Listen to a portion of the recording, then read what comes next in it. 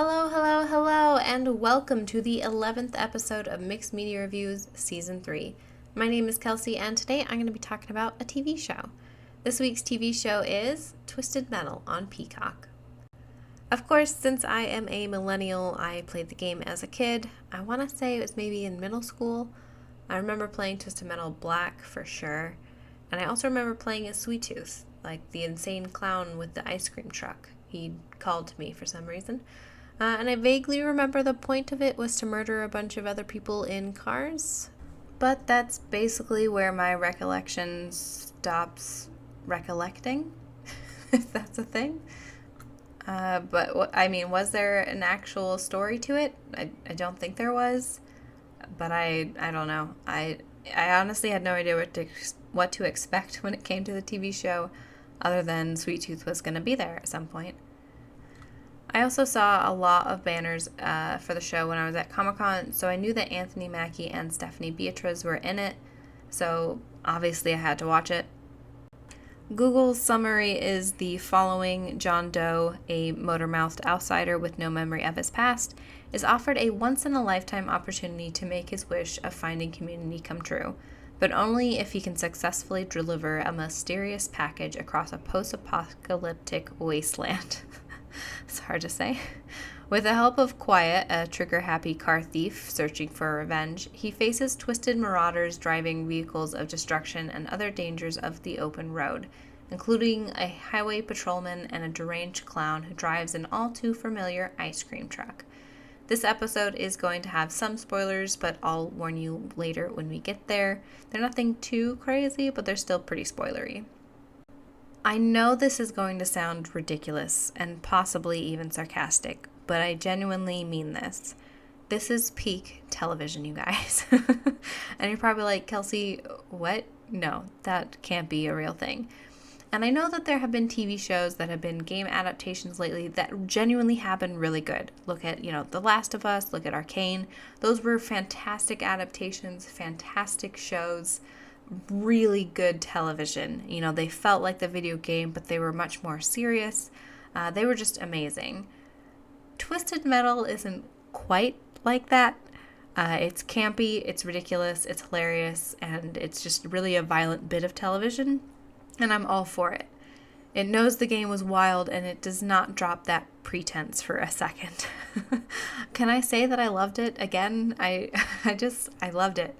We're going to get into more detail in a moment, but first let's talk about some more vague things in case you don't want spoilers. Honestly, if you don't want spoilers, just turn this off and turn the show on, because all you really need to expect going into it is that it's a ridiculous adaptation of a ridiculous game, and they don't hold back on the violence. And that's all you need. Then just go watch it and then come back. But if you want a little bit more, let's talk about Anthony Mackie and Stephanie Beatriz.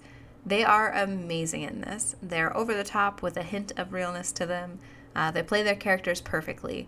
I love their chemistry. I love their characters. I loved everything about them. I really wish I had played the game more recently, because I could tell that there were tons of Easter eggs hidden throughout the show. Even if I could recall what some of the other cars and options that you can drive, the characters and things besides Sweet Tooth, I'm sure that would have been great. Of course, some more obvious, like I said, characters pop up, but there were plenty of times where I felt like this 100% could have been something from the game. And then, of course, there's the opening scene where we have the Twisted Metal game fly across John's car as he's driving through a mall and shooting up a couple of trucks. And I think that really just set the tone for the entire show. You knew you were going to be in for a treat. That opening scene is really what hooked me.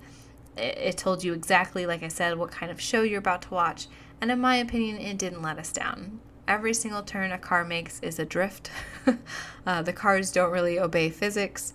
They're obviously CGI when we get into the big turning and chasing scenes, and I love it. It's the perfect amount of gameplay physics mixed with a live action TV show.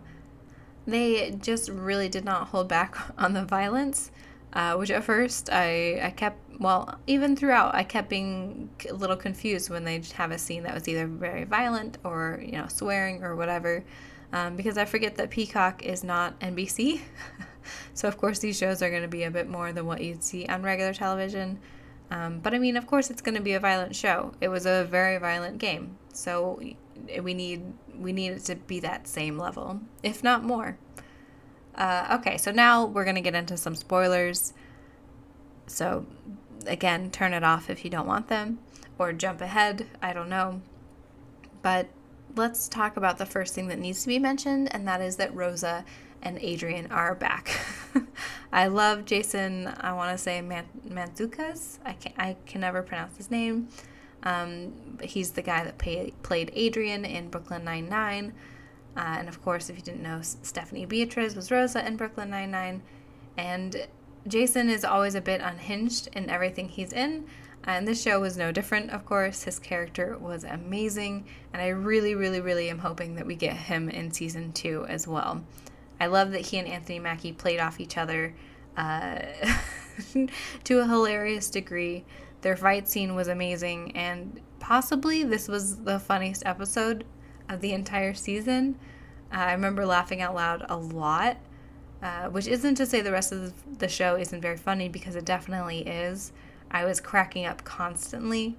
Mackie is great, Beatriz is great. There are tons of good moments throughout. And that really paralleled well with a lot of the more serious scenes, too. I love a good show or movie or book that can balance humor with all the more serious emotions. And I think Twisted Metal genuinely does a good job at this. Probably the best scene for this one, and perhaps the best scene in the entire show, is where John loses his car, Evelyn. This is the scene where I said to myself, this is perfect television. Not joking, like genuinely this is perfect television. Let me lay it out for you. John wakes up under a smoking hood of a car after a huge explosion. As he regains his faculties, he pans over to see Evelyn, a smoldering shell of a car. The opening notes to Evanescence's My Immortal start to play. As we see John pick up the pieces to what used to be his home, his family member, it's spliced with scenes of his first memories as a young boy, being cold, being alone, afraid. His discovery of Evelyn, the way she protected him. And all the while, the lyrics are playing over the montage. These wounds won't seem to heal. This pain is just too real. There's just too much the time cannot erase. When you cried, I'd wipe away all your tears. When you'd scream, I'd fight away all your fears. And I held your hand through all of these years, but you still have all of me. I'm sorry. Is this not perfection or what? I felt so many emotions during this scene. Like, it was so poignant while still hilarious and over the top ridiculous. It was absolute perfection. And for that scene alone, this show is worth watching. The soundtrack itself was also pretty amazing. It's filled with songs that, John had found throughout his years of finding, abandoned CDs and stuff. There's so many references to the early thousands, since this was kind of when the world fell apart. I mean, it was just amazing. The movies, that he'd watch when he'd be finding shelter in abandoned movie theaters, it was perfect. The last episode had some fantastic moments as well. Him finally finding out what Jell-O means was hilarious. Him trying to ride a bike, the massive death rally at the end, and the tie-in to the next season being that they're all driving to the death in a big rally. Like, finally, the game is coming true. Sweet Tooth's head is finally on fire. It's just perfection, like I've said. Again, I'm not sure how much backstory actually exists for this game, but I thought they did an amazing job at creating a world where this game could actually be real. When I first heard about the show, I was so confused about how it could exist and didn't really have very many hopes for it, let alone high hopes. But they made a believer out of me for sure. It is just so well done. Is there anything I didn't like? I mean, no, not really. I think they showed us that the nature of people is diverse in this kind of a situation. Some may still be good, others may abuse their power, others may delight in the killing. I just genuinely loved their portrayal of all of the characters and the building of this world. Well, okay, so I guess I will say, and I don't know why, but every single depiction of Las Vegas is always terrible. I don't really know what that's about. Like, I get that the Monte Carlo is perhaps the one that they choose, since it existed then but now doesn't. So maybe it was like easier to get the license to use Monte Carlo, because obviously he should be in the Circus. He's a clown, right? And that's the worst part of town. But I mean, I liked that they had the sign there, but I don't know how that was supposed to be Vegas, or at any point it had been Vegas. It did not look like it, and I don't know how that was the Strip. But I guess that's my only thing. Obviously, I recommend this show. If you're not into violence, then this probably is not the show for you. But if you don't mind it, well, this show is perfect. And if you've gotten this far, I hope that means that you either saw the show or you skipped the more spoiler bits to be here in the conclusion. But, I mean, heck, even if you heard all the spoilers, you should still watch it, because I didn't really give away some of the big reveals. I mean, maybe kind of in a way, but not like, exactly stating, who is involved with what. So, it's fine. And there you have it. Those are my thoughts on Twisted Metal on Peacock. Thank you so much for joining me. You can find me on Instagram, Facebook, and Tumblr at Mixed Media Reviews Podcast. Please leave me a comment to let me know if you agreed or if you have any suggestions. You can also find me anywhere you find your podcasts, probably.